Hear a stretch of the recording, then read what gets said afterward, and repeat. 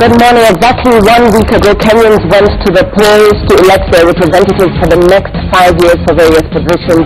The outcome of the results has largely been accepted. However, the National Super Alliance presidential candidate has rejected the presidential results, terming it a fraud. Although NASA says it will not go to court to contest the results, they are expected to give a way forward today on their next move. On the other hand, the Jubilee Party has extended an olive branch to their competitors while asking them to seek legal redress if aggrieved. President Uhuru Kenyatta has twice in the last few days asked the opposition to join hands with him to build the country.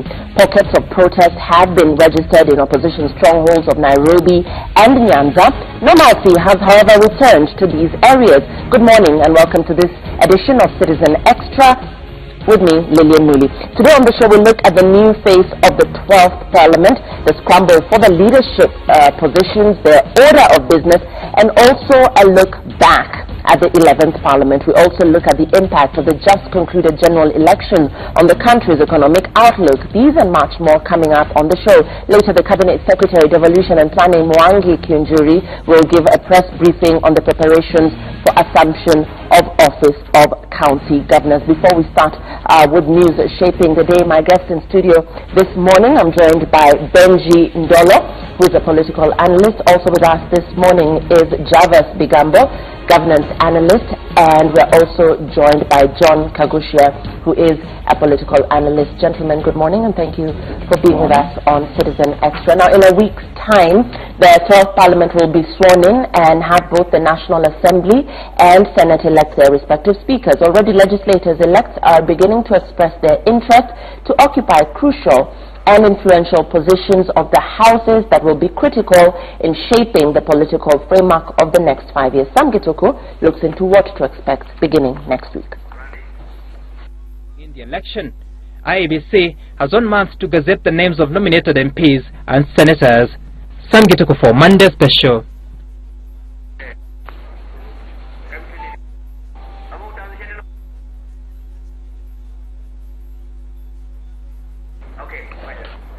The names of 336 members of the National Assembly elected in last week's polls. The poll body will also gazette names of 47 elected. We apologize for that. We'll be bringing you that story very shortly. We're looking, as just mentioned there, at the 12th Parliament, which will be sworn in about a week's time. We have both the National Assembly and Senate elect their respective speakers, and we're going to be looking at the new faces, of course, in the 12th Parliament. As we look at new entrants are former SONU chairperson, the new young entrants in particular. We have SONU chairperson Babu Owino, former SONU chairperson Babu Owino.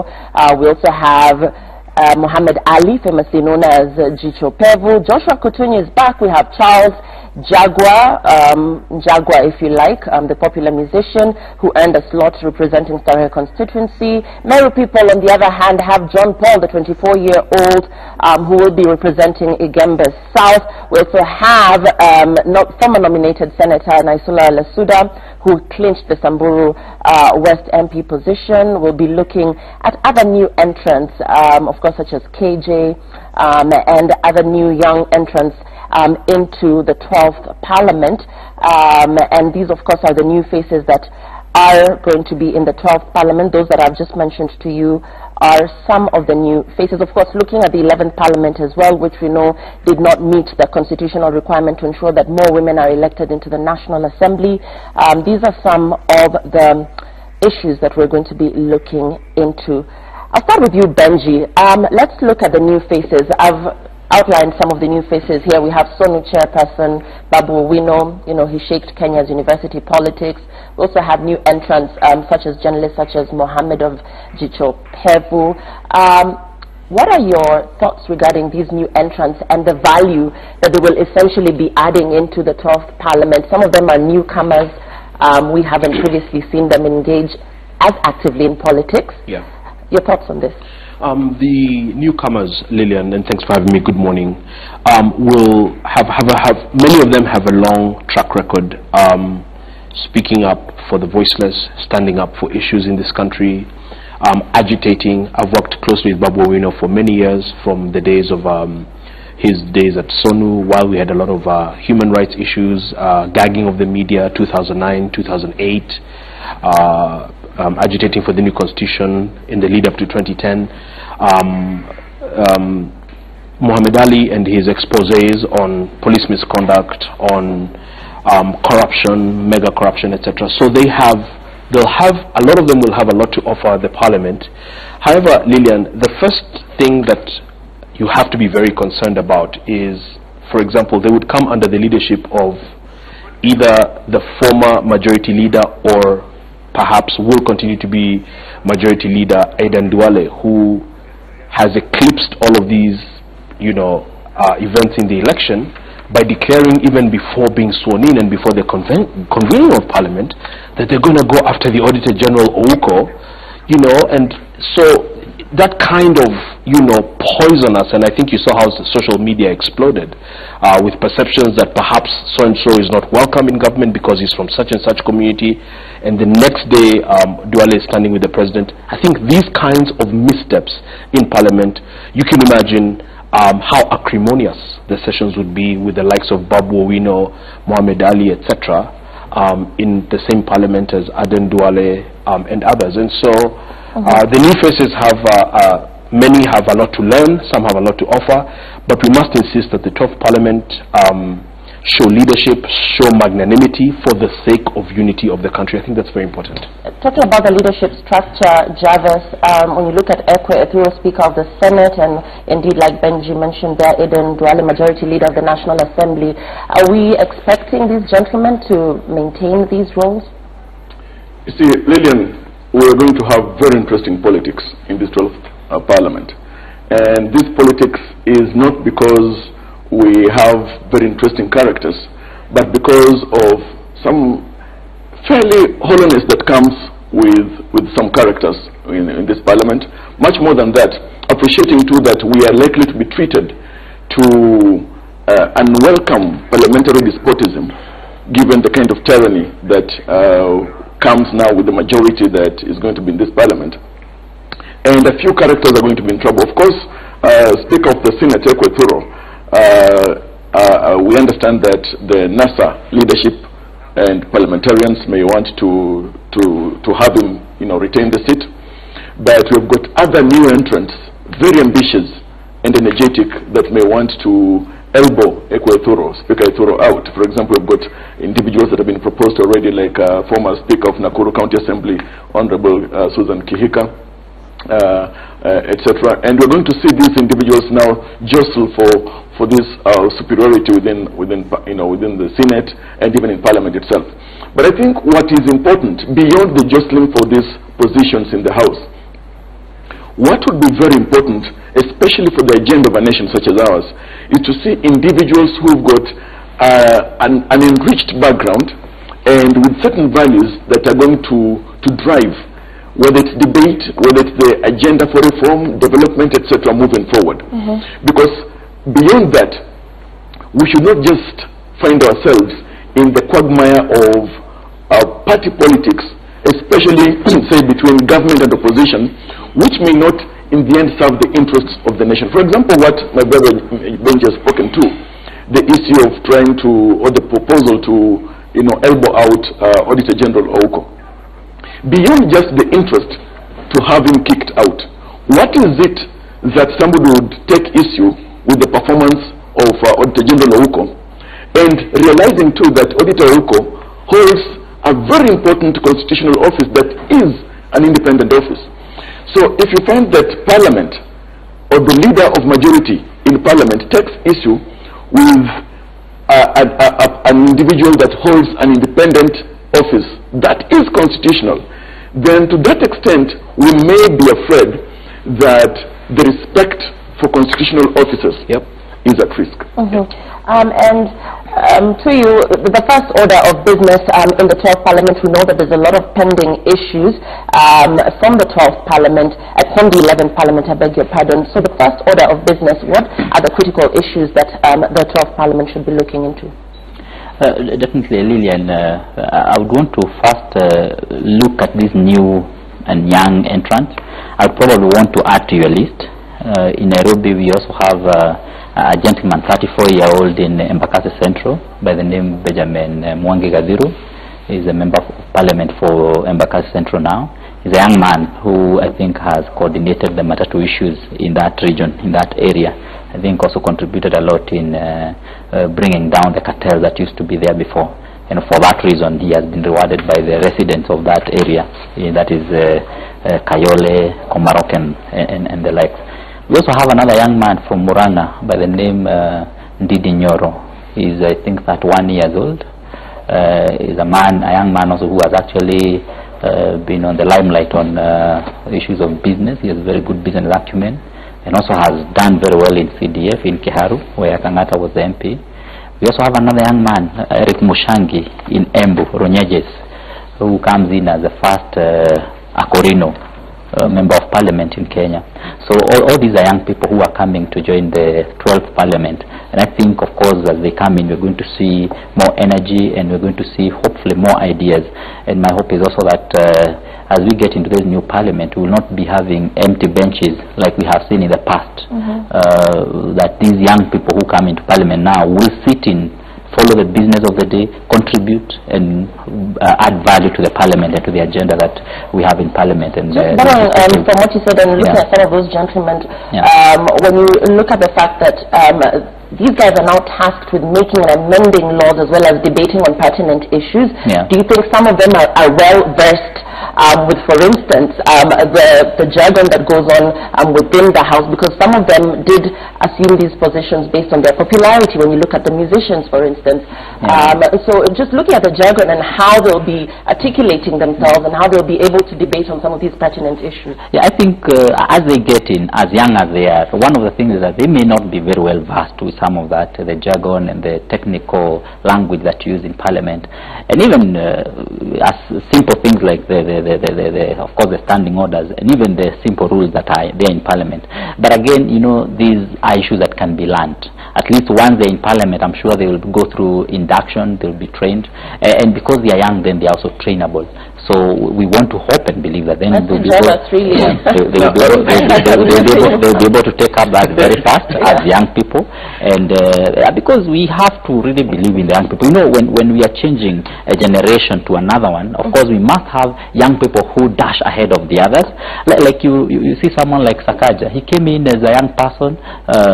By the way, he was one class behind me in school. And he came in as a young person, participated in party politics. In fact, it is said that at first he started as Uhuru drivers.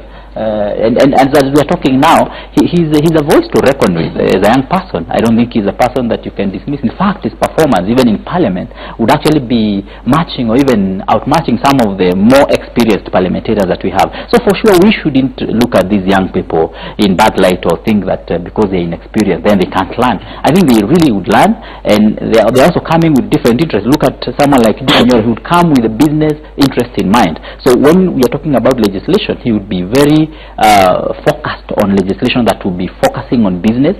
Look at a gentleman that I'm talking about in the Embakasi Central. He's coming in with the business and also the matatu industry in mind also. So and you know we have had a lot of issues. So they all have some value. They have some value to add in parliament. Yeah. Then when you're looking at the business or the agenda that they should be looking at, of course we are looking at now filling the positions that you have just mentioned as we start parliament now. And immediately after that, you know, we have had an issue in Kenya about the cost of living. Never mind that the inflation has gone down with the rains and all that, but that is one of the issues that these young people must attend to and look at the root cause, and of course come up with the projections that they're going to make legislation that can help us to get out of the problem with inflation and especially rain-fed agriculture in Kenya in the next 4 years. That is one of the things that they must put as their basis as they start their work in parliament. Javad, first order of business, looking at the pending issues from the 11th Parliament, what do you think the priority areas that the 12th Parliament should address? What are the priority areas that they need to look at?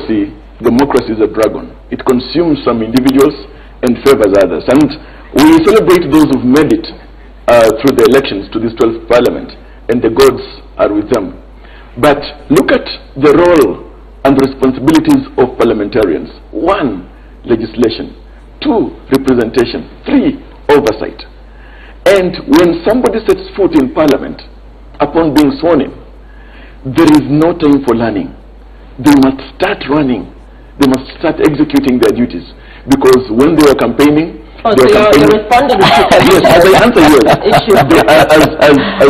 As they get there, they were campaigning with the readiness to represent, to legislate, and to play oversight roles. However, of course, it is just unnerving that some individuals there will not have the capacity, do not even have the capacity, not even close of that part of legislation and even playing critical oversight. But the will of the people prevails. Now, when it comes to matters of priority of the House, already it is evident to every observer that it seems the priorities are inverted. Now, for example, at the close of the 11th Parliament, we note that members of Parliament, or the persons that were to be picked to represent Kenya at IALA, that matter was left pending. It is something that would have been picked as a priority as well for the 12th Parliament. But what does the Leader of Majority say? We want to kick out so and so. What really are the priorities of our leaders? They need to realize that when they were campaigning, there were all these issues that they were promising Kenyans. We've got issues, for example, whether it's to do with electoral reform, some issues that we may want to think through, and many others we may want to see how, for example, giving life or breathing life to Article 6 of Article 2 of the Constitution, matters of cooperation between county and national government, which throughout the past 4.5 years, there has been so much rivalry, jostling, etc. And actually that cooperation is what has led to some issues being, a challenge in this country, whether you want to look at the health sector, etc. We need to have this 12th Parliament grow a strong backbone and put the interests of Kenya first. While I know they are politicians, they need not to play Russian roulette with the lives of Kenyans. They need to make sure that the agenda of business in Parliament is the agenda that drives this country forward. Because so far, looking at how divided our country is, it is incumbent upon these leaders, as they take these positions granted unto them by the people through their votes, to make sure that they start the healing process for this country. They are leaders for heaven's good sake. And when leaders sit on their hands, then the nation itself is in trouble. And that's why we need to see, whether it's in Parliament with House business or out of Parliament, we need to see our leaders rise to the call of the moment. And when we come back to you, Benji, we'll be looking at the independents, the new entrants as well into the 12th Parliament. But before that, let's listen into that report on the 12th Parliament being sworn in a week's time, and the fact that both the National Assembly and Senate will be electing their respective speakers. We do know that already legislators elect are beginning to express their interest to occupy crucial and influential positions of the houses that will be critical in shaping the political framework of the next 5 years. Let's listen in. The Independent Electoral Boundaries Commission is this week expected to gazette the names of 336 members of the National Assembly elected in last week's polls. The poll body will also gazette names of 47 elected senators. And as the two houses prepare to begin sittings on Tuesday next week, their first agenda will be to elect their respective speakers and their deputies. At the National Assembly, Speaker Justin Muturi is said to be keen on retaining his seat. The Deputy Speaker's seat is also up for grabs after Joyce Laboso won the Bomet gubernatorial seat. The 21 days. At the Senate Assembly, the House leadership is likely to change, with former CAC Chairman Charles Nyachai rumored to be eyeing the Speaker's seat. The current Speaker, Ekwe Thuru, is expected to seek a re-election, with former National Assembly Speaker Kenneth Marenda's name also among those floated. And after Muranga Senator Kembi Gitura lost his seat in last week's contest, the Deputy Speaker's seat will attract more candidates. While interested persons may present their candidature, it is the Jubilee Party leadership that will have the final say on who contests the key positions. Thank you. Other seats being eyed are that of the majority leaders currently held by Garissa Town MP Aden Duale at the National Assembly, and other Senate currently held by Tharaka Nithi Senator Professor Kithure Kindiki. With a majority of 164 elected MPs, the Jubilee Party is sure to retain the majority seats. And after a rocky showing by the minority party in the 11th Parliament under Nyenze, the National Super Alliance is said to be keen on changing its House leadership. The little that the Constitution has given us. Bungoma Senator Moses Wetangula could retain his minority leadership at the Senate given his seniority at the NASA coalition. Also up for grabs are the positions of chief whips and their deputies in both houses for both the majority and minority coalitions. Within the next 1 month, the game of numbers will come into play when major parties share out nomination slots, which are allocated as per the proportion of elected members.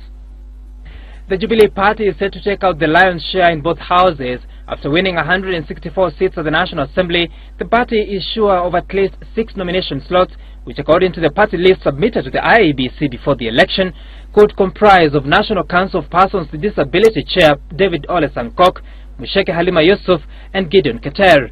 Others are Jennifer Shamala and outgoing MPs Maina Kamanda and Cecily Mbarire. With 73 seats in the National Assembly, the Orange Party could secure 3 nomination positions, likely to go to Professor Jacqueline Oduol, NAT Secretary General Wilson Sossion and Khadija Hussein. The larger battle will be at the Senate, which has 16 nomination seats for women, 2 for persons with disability and 2 for the youth. Jubilee stays ahead with the possibility of bagging a total of 11 seats to be allocated as per the list submitted to the IBC. Likely names include nominated Senator Beth Mugo, Milgo Alice Chepkoril, and former Nairobi Woman Representative contestant Millicent Omanga. Former nominated MP Isaac Mwaura is likely to make a comeback if nominated to the Senate under persons with disability category, while former Sonu official Wamboi Nyuto could be lucky to represent the youth at the Senate. The Orange Party could secure 6 of the special seats to be allocated to ODM Secretary General Agnes Zani, Elections Board Chair Judith Pareno, Beatrice Makori, and Masitsa Ndombi. The other 2 slots will go to a person with disability and a youth. Other parties, the ANC, Wiper and KANU, will only secure 1 seat each given their showing in the election. IEBC has 1 month to gazette the names of nominated MPs and senators. Benji, we have a significant number of independents now in the National Assembly in the incoming 12th Parliament. Let's talk about the fact that these independents cannot be whipped to toe a particular line, and therefore what their contribution will be, the dangers, if at all, in having them assume the numbers that they have now assumed in the 12th Parliament. That's a fantastic question, Lillian, especially in the context of the role of Parliament, as my friend and colleague here, Jarvis, has tried to explain the importance of playing out the role of legislation, of oversighting the executive, of representing the people. And as Kagusha has alluded to, yes, a lot of these people are popular in their strongholds. So I differ with Jarvis a little bit in the sense, Lillian, that it's a steep learning curve. You can never not learn. There's always opportunity to learn. But it's a steep learning curve because you need to be conversant with the Constitution, you need to be conversant with standing rules of the House, you need to be energetic enough and committed enough to show up, to draft legislation, to support legislation. And it is in that context, Lillian, that independents need to understand that, first and foremost, some of the important things that we have to do in this country, especially given the climate, Lillian, is to not be a lapdog for the president. Parliament, the 11th Parliament, had an especially, terrible reputation of passing unconstitutional bills, and that's a huge concern. And it is the independents that can provide that swing ability, Lillian, to pass good legislation, to be seen to uphold institutions in the Constitution, constitutionalism, respect for law. But if Parliament is used like a rungu against people that you don't like, if Parliament is used as a rubber stamp for anything that the executive wants, if Parliament doesn't ask the right questions as far as expenditure in this country, all right, as far as borrowing, as far as such critical issues as youth unemployment, then we run the risk, Lillian, and this is what bothers me a lot, of Parliament ascertaining the doubts out there in the villages, that there's an agenda for tribal domination, that some tribes in this country cannot lead, that the electoral process will forever be flawed, whether it's electronic, whether it's manual, and these are all very serious issues. And so once again, it is incumbent on the independents to not be the small group that is up for sale or for grabs, but that can actually provide light in what has been a very dark house. Yes. And Java, still on the independence, Jubilee Party won the lion's share of both houses. We don't have an independent in the Senate, but the danger of the independents being compromised to vote in a particular way is real. Independent in Kirinyaga County. In the Senate? In the Senate. It's not reflecting in the system because again you remember there was a problem with the Senate position in Kirinyaga. So the counting and tallying was done manually because you remember the issue of even printing of the ballots in Kirinyaga was done quite late. Okay, yeah, because the latest numbers we have here don't reflect. Yeah, that's the name of the individual. The Charles Kibiru. Okay. Yeah, Charles Kibiru. Yeah, he's the one who won over Karaba. So that's the only independent. That's the only independent, yeah. Okay. I wouldn't want to go into philosophizing as to whether we have got true and real and practical independence, but if anything, if the 11th Parliament independent candidates who are the parliamentarians is anything to go by, then we are guided by that practice. Like which one? That Buri, Member of Parliament, was an independent in the 11th. What was his name? Because we want the audience to really understand what we're talking about. The fact is this. Yeah. Where in the 11th Parliament, yeah, even the independent leaders or legislators then were not independent. Were they with the executive? They were aligned. Yeah. Yeah. Because of the regions that they come from, they found themselves aligned to the party of the day. Tribalism. And today, one thing, and I can put every bet on it, that individuals who've been elected as independents, whether it's at the county assembly or the National Assembly, are scarcely going to be independent in thought, in practice. But still, remember that we may want to have amendment to the standing orders of Parliament, because if we have to get these independent leaders play critical roles in House committees, then they need to be factored in within the provisions of the standing orders of the House. And much more than that, we may find ourselves again in this catastrophic situation where independents actually are not independent. The ground will shift the moment they take oath in Parliament. And which also means that they may want to be aligned, and practically so, with the parties from their areas of origin. Because these independents, maybe in the next election, will want to go to the ballot through certain political parties. And that is the kind of quagmire and confusion that they find themselves in. And so, I want to possibly foresee a situation where independent legislators will not join political parties, but will go to bed with these political parties. So the aspect of independence itself will be lost. Kagusha, you agree? Yeah, okay, actually, if you look at the last Parliament, you ask which are the members who are independent. We had Gatobu of Buri, as you said, and we also had Patrick Musimba of Masinga. Kibwezi, yes. Yeah, Kibwezi West. Yeah, so we had those two, and during their life in Parliament, Patrick was pretty independent. Yeah, Patrick, I think, is the one who remained a little bit more independent. In fact, he even attempted bringing a bill to the House, which again did not see the light of day because of his status of being independent. But for Gatobu, he got aligned. And the issue of being aligned is not new, and is not even a bad idea, because if you look at places like the UK, when you are elected as an independent, one of the things you are required to do is to sign a form whereby you pledge your loyalty to one side of the political divide. And this is usually important to avoid issue of trading of the highest leaders in the parliament after that, because then you could be buying these independents depending on the motion or depending on the issue that is being discussed in parliament. So it is important that they be, there is no problem if they actually align to whichever side of the political divide. Is really not necessarily tribalism, I dare say. Again, what you also need to realize is that these independents, except for Patrick Musimba, who has now maintained his seat on independence again for the second time, all these other guys actually lost. Most of them actually did lose at the nomination level. And when they lost at the nomination level is when now they went on independent independent ticket, and they won. So most of them are still not as independent anyway, right from the word go.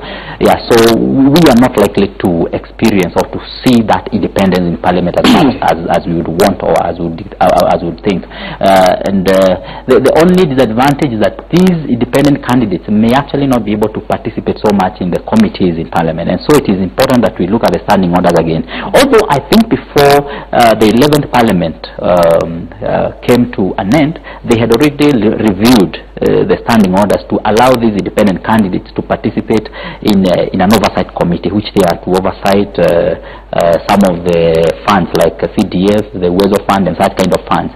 So that is the only committee they are likely to participate in as independent candidates. In fact, I was a bit worried if we were to get so many of them in parliament, because then it would be a waste, so to say, because then if you have so many members who cannot lead a committee, who cannot participate actively in all the other committees of the House, then it becomes a problem. So it is true, we may not really have independence in parliament. And in growing our democracy, Lillian, I think the 12th parliament and general citizens and other stakeholders may want to play some role in illuminating the roles of our representatives. You see, during these campaigns, most women representatives and senators were in trouble trying to explain to the people what is their role and what have they done. And realize, for example, it is only through the Kenya the National Constituency Development Fund that members of the National Assembly have a kitty for development, and then the rest, of course, we know is happening at the county level through devolved government, under governance, etc. But when you look at the women representatives, when you look at senators, people still expect, and citizens were asking some questions. So and so brought a road or a bridge. You as senator, what did you do? Citizens have not understood fully what is it that is the role of the senator when he or she is elected. What is the role of the women representative? The moment citizens become aware of the roles and responsibilities of these individuals as domiciled in the Constitution, then we will give the liberty, the latitude to these elected representatives to play their crucial roles. Otherwise, we will see what happened in the 11th Parliament, where women representatives were asking for their own kitty, and they're likely to ask for even an enlarged kitty throughout this 12th Parliament. And you know why? And you know why? Just talking about the fact that the 11th Parliament did not meet the constitutional requirement to ensure that more women are elected into the National Assembly. We know that there are more women that have now been elected, but do you see them actually meeting that requirement where they will actually lobby to ensure that indeed this two-third gender rule, which the 11th Parliament did not actualize, comes to see light of day? You see, as President Kibaki said, Lillian, the Constitution is not perfect. There were small issues here and there, and the mistake that we have made as a country is to misunderstand very, very crucial aspects of law. In my opinion, the two-thirds gender rule was an aspirational. I mean, how do you, and I like to give this example, how do you require that in Kangundo, where I come from, we can only elect a woman without violating my civic duty to elect who I want? And so, again, over time, progressively, Lillian, you'll find that we'll probably elect more and more women as we get more and more enlightened, as we have more and more and better examples of women leadership. I'm proud, by the way, to have publicly endorsed Charity Ngilu as the first woman governor 6 months ago. It got me into a lot of trouble, but I thought that she could do the job, and now she's a governor, and that's very important. However, in fact, I dare say that it will get to a point where perhaps we'll have more elected women leaders in Kenya than men. But to require that somehow you miraculously, come up with two-thirds without violating people's rights, or by increasing the wage bill simply to satisfy... Violating people's rights, how?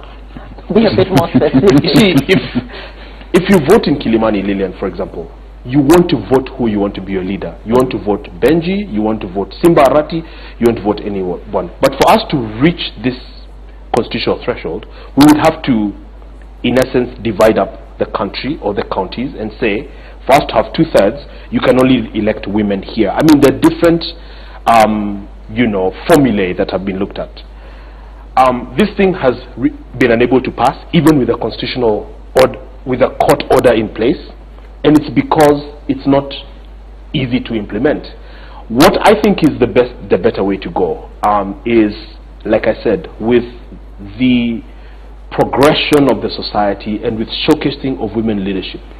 For example, Shebesh had been there as a woman rep. A lot of women and a lot of residents of Nairobi, I do a lot of political consultancy, don't know the role of a women rep. They don't know, she didn't show the example that would motivate them really to believe that they should elect many more women. Maybe now with the election of Esther Passaris, I suspect that will change. And then quickly, just to clarify on a point that Jarvis had raised, Lillian, you realize that a woman rep is a member of parliament. Yes. So Nairobi has, for example, 17 constituencies. So a woman rep who is in parliament with the MP of Dagoretti South, just for example, is expected in parliament to represent women, yes, but also to undertake all the functions within the county without a budget. So that's, again, these are some of the things that governance experts like yourself need to look at very carefully and advise, as opposed to just being left, Lillian, in a position where people are just, you know, making noise to be seen, you know, tumeweka wanawake, tutaweka wazee, you know, just because the last problem with this is that someone from anywhere will come and say, look, just put me in bunge, I'm a woman. So the truth, so more women in parliament, Kagusha, from what I'm getting from Benji, there will not necessarily translate to leadership. Look at Mora and all his theatrics. Elected on a party, jumped to the other party, spends time, has no, you know, dignity to say, look, I've called it a day, I'm done with ODM, runs around with the president, insulting the other guy, now he's waiting to be nominated again for December. That he will be nominated. Yes, but I'm saying, but I think more we need hygiene in our politics. So you don't need to. He can't really defend himself, and so I think one of the things I agree anyway with Benji is that the issue of women in parliament. There is a problem when it comes to the implementation of the constitution, and I agree and disagree with him at the same time, because the constitution does not put it as an aspiration. It puts it as a requirement that no gender shall be beyond 2/3 in the parliament, and it goes ahead to even put it clear that in appointive and elective positions. So that leaves us without no option other than to ensure that we attain that rule, I mean the gender rule. Yeah. Now we have not been able to do that, and neither were we able to implement that particular law, even where women were actually not so much supportive of that particular law. And I would want to say maybe the problem that we have is just the issue of the elective. And of course, when you say that, I'm sure a lot of women leaders and people aspiring to, especially feminists and all that, I'm sure they will, what we call the radical feminists, I'm sure they will be up in arms when we seem to not to really push for that law to be implemented. But the issue of elective positions, that's where we have a problem. But when it comes to the affirmative action, which really was taken through having women reps in all the counties, that is I think is a step in the right direction. Then when you look at the nominations that we are having now, it is good that most of them again end up, not all of them though, but most of them actually should end up with women, so that again then we are able to bridge that gap that exists. But then the issue of the budget of the women reps is really something I think that is a distortion because of how members of parliament are actually allowed to carry out executive jobs, I mean duties, like implementation of projects on the ground like CDF and all that, you know, because basically really that should be an executive duty and responsibility. For the members of parliament, their work should actually be more legislative, and that is why now you have women rep having a problem, because they say these are our colleagues, they have CDF, we are the women reps. In fact, they have a tougher role even when it comes to budgets in campaigns and all that, because they are representing a bigger constituency than these other members of parliament, yet they are not given any budget like the other members of parliament are given. So I think we need to relook at that issue again as to the roles of members of parliament, so that again we disassociate the issue of execution from the issue of oversight.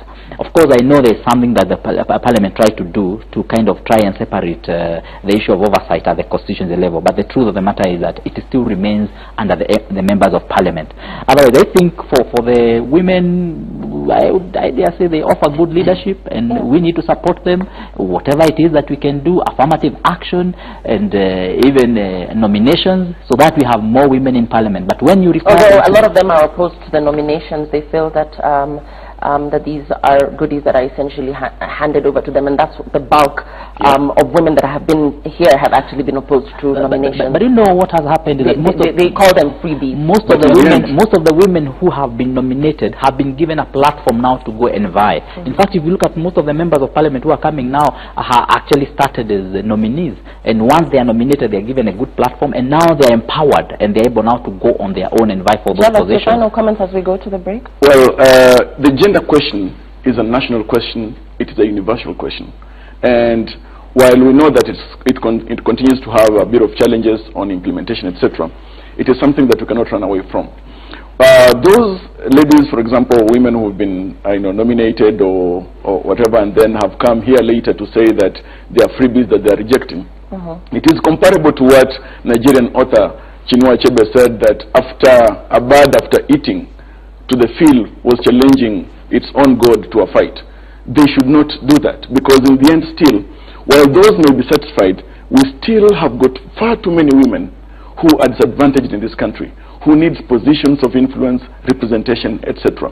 Now, my only hope is that at the county level, in this period, after this election, we should get to have leadership at the county assembly level who have got better perspective of their roles and responsibilities, far from the circus that the country was treated to in the past 4.5 years, because members of the county assemblies really were kind of a sore thumb all over this country.